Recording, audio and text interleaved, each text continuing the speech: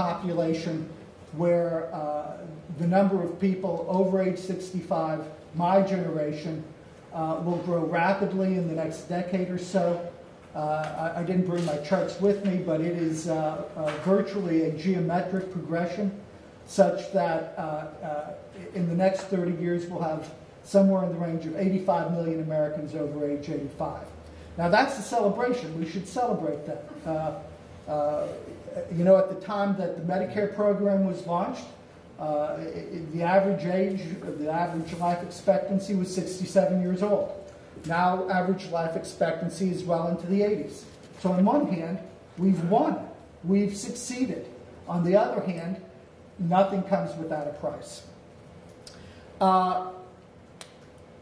However one looks at the healthcare system we have, whatever one's political philosophy, whether you think the Canadian healthcare system is better and you like what we have now, the one thing where there's ubiquitous agreement is that the system we have today is unsustainable.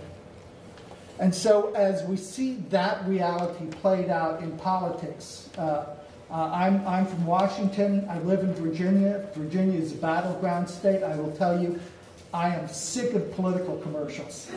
But the reason why healthcare is as hot a political issue as it is that, number one, healthcare is an unavoidable problem that we must deal with. And two, healthcare is a perfect point where America challenges itself over questions of individual responsibility and communal society responsibility.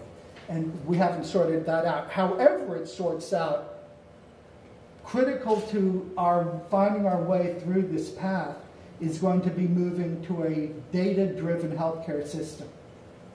Whether for clinical decision making, for clinical management and administrative management, to identify and reward high-performing clinicians and institutions, to facilitate better research into the underlying biology of health.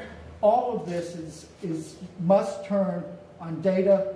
Data is derived from information. Health information technology has got to be a critical building block on which the future of the healthcare system is based. So with that set up, hence here we are today.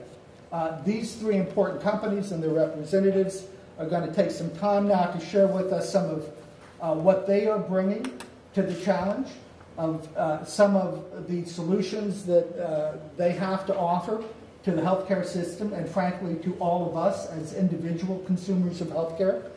And to kick that off, why don't I turn to Dirk from Siemens, and please.